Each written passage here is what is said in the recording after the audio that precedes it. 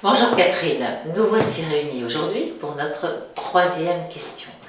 Nous avons évoqué la semaine dernière le fait que les hommes pouvaient craindre les femmes, qu'ils étaient dans une forme de peur. Ça m'amène à te demander aujourd'hui si cet ego dont on caractérise la jante masculine est lié finalement à cette peur. Alors, en partie, oui.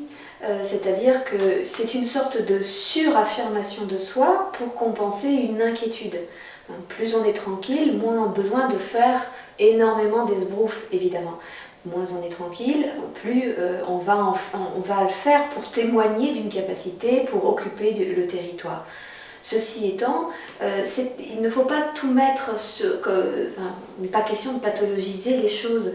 Il faut quand même comprendre que l'homme a été invité à ça et a été invité à une manifestation de son expression et comme étant l'expression de sa virilité.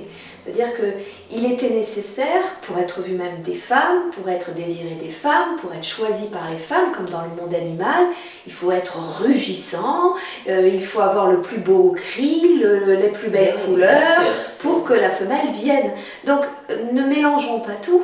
Il y a en effet une sorte d'affirmation masculine qui vient à la fois en effet un peu de son inquiétude qui fait qu'il occupe le territoire, mais aussi de sa définition acquise siècle après siècle de sa posture virile avec un moteur de voiture qui fait du bruit, avec une maison, une grosse voiture. Voilà. Mais parce que, et c'est ce que nous les femmes nous attendons aussi de leur part. Donc ce n'est pas une sorte d'orgueil et d'ego mal placé, c'est une affirmation de soi. Alors on peut se poser la question pourquoi la femme n'a pas la tranquillité de son affirmation d'elle-même, de même nature. Faudrait-il d'ailleurs qu'elle l'ait? Pas sûr. Justement, ne mélangeons pas les couleurs, chacun a sa façon de s'exprimer. Et pourquoi la femme pourrait s'interroger? Pourquoi doit-on aller la chercher et la découvrir, ou comme dans les contes, la réveiller, plutôt qu'elle-même de se manifester tout à fait tranquillement sans nécessairement user des modèles masculins? Tout cela vraiment date d'il y a très très longtemps. Oui, nous sommes porteurs d'une histoire de l'humanité.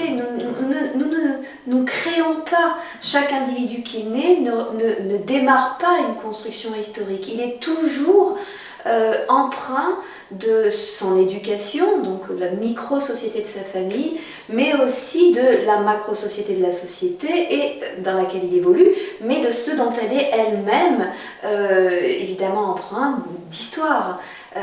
Et ça, c'est tout à fait inconscient, bien évidemment, mais nous sommes porteurs de ça et c'est fantastique, c'est absolument fantastique. Merci condition encore. Pas piégée, bien sûr. Bien sûr, merci encore pour cet éclairage, Catherine.